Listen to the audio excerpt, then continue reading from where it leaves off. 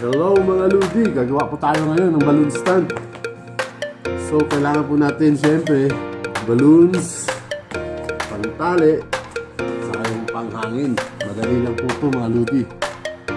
Unang gagawin natin, magpapahangin po tayo.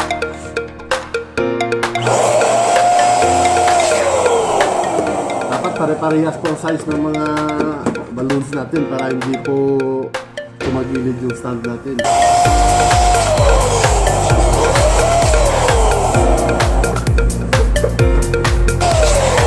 Tayo ng pitong ganito. Pagkatapos na po natin magpahangin, kailangan po natin ng dalawang balon. Lalagyan po natin ito ng tubig. Ito po yung magsisilbing stand ng ating balon. Ganito po yan. May tubig po sa loob para po di matumba yung stand natin. Tatalian po natin ito ng ribbon kasi ito na po yung magsisilbing pabigat ng stand natin. Dito na rin natin ikakabit yung ating mga balon. So, ito na po. Ito po yung ating pabigat. Naka-ready na rin po yung mga balloons natin.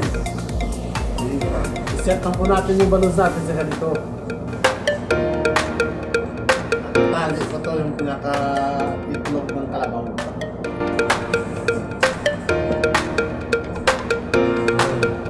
Yan na po, magiging base natin. Tapos, magdagdag na lang po tayo ng magdagdag. I-arrange nyo pa rin po ng ganyan. Pareha-parehas. Tapos, dito sa pula, dito na po. Dugtong na lang po ng dugtong yan, mga Ludi. Ano po? Paulit-ulit nyo lang po gawin yan. Ganyan, set na lang ng ganyan. Tapos, dito sa pula, dyan mo po ilalagay. Depende na po sa inyo kung anong kulay yung gusto nyo.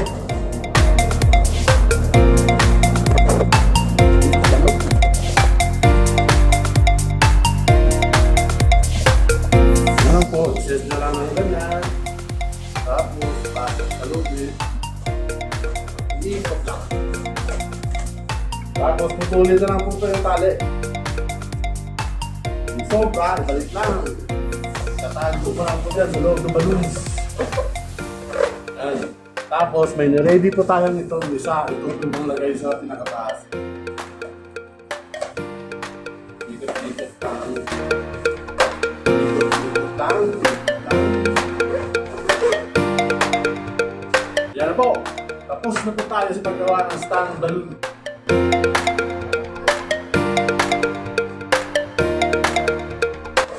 Ayan na po.